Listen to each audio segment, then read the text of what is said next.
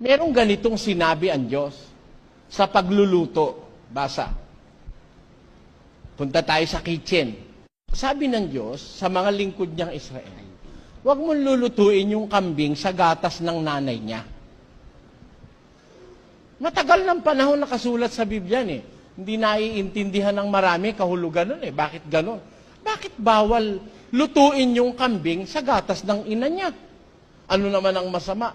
Samantalang ang sarap-sarap nung lengua con salsa blanca. Diba? Nakatikim na kayo nun? Lengua con salsa blanca. Yung dila na may white sauce. Diba? Ang white sauce, nilalagyan nyo ng Nestle cream at saka gatas. Yung dila ng baka, okay, dila ng baboy. Ang sarap po yun. Pag natikman ko yung luto ko nung makakalimutan nyo sandali, biyenan nyo. Doon sa luto ko na yon. Ngayon, bawal pala ng Diyos yun na lutuin yung karni ng kambing sa gatas ng nanay niya. Sa Israel. Ano reason? Alam nyo nung araw, naniniwala ang tao sa Diyos, basta sinabi ng Diyos, hindi na sila nagtatanong.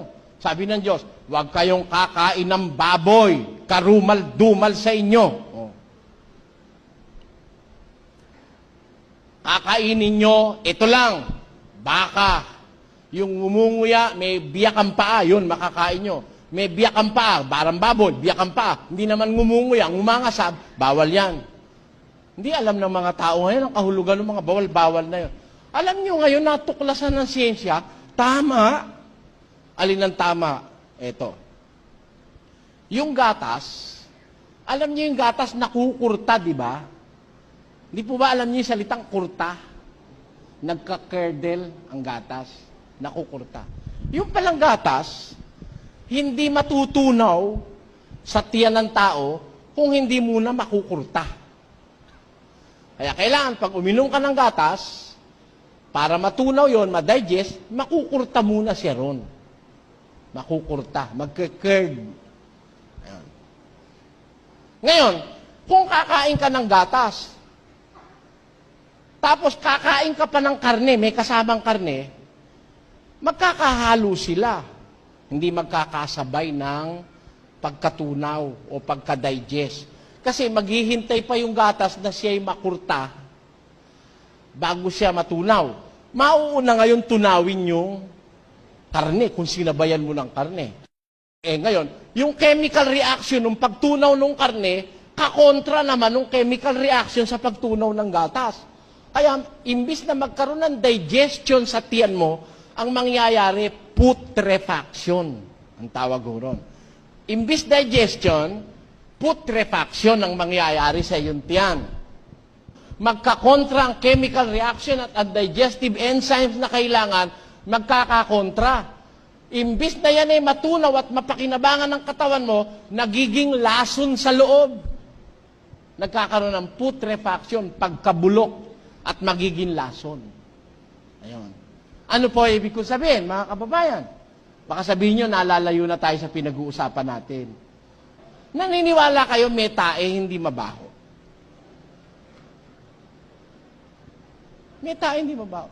Yung bata, pagka ang pinapadodo nyo pa lang sa gatas nyo, wala siyang ibang kinakain. Gatas lang. Hindi mabaho tayo. Bearable, tolerable ang amoy.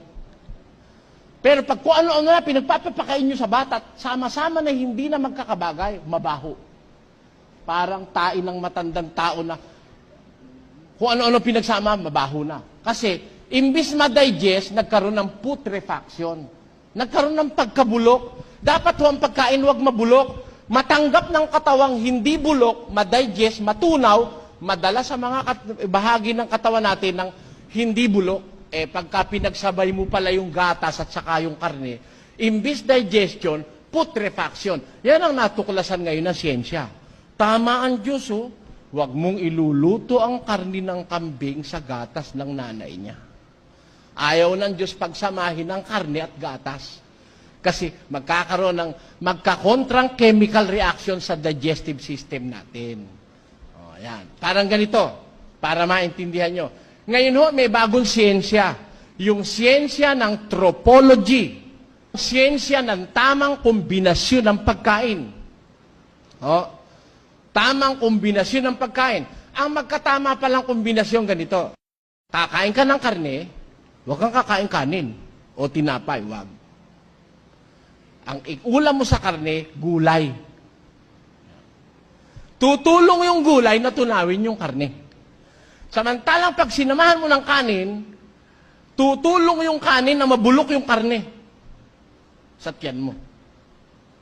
Eh, yun ang nakagawian natin. Paano mo pambabaguhin yun? Ha? Hindi ba tayo pag kumain ng kanin, dapat may karne may kanin? Wala naman lasa yung puro karne lang lalamunin mo. Masarap may kanin. Oh. Eh, ang natutunan natin, mali. Pero nung araw, nasa Biblia na. Sabi ng Diyos, kakanin mo ang karne sa gabi, sa umaga ang tinapay. Kita mo, magkahiwalay. Oh. Sipin nyo, mga kababayan. Sabi ng Diyos, kakainin mo yung baka, pwede mong kainin ng baka, bawal ang baboy sa kanila eh. Sabi ng Diyos, marumi. Man, natuklasan ng siyensya, talaga palang ang baboy, maraming daladalang sakit. Yung taba ng baboy, pag hindi naluto ng gusto, meron doon mikrobyo na panggagalingan ng hepatitis, jaundice, pagliit ng atay. Ha? Kaya ayaw palang ipakain ng Diyos sa Israel ang baboy. Ngayon pwede na dahil alam naman ng Diyos, matutuklasan na ng siyensya yan eh. Pero nung araw, bawal. Ang kakainin lang nila, baka, manok, mga pwedeng kainin, nakasulat. Kaya lang, ang sabi ng Diyos, huwag mong ilulutong may sabaw. Iihaw mo sa apoy. Sabi ng Diyos.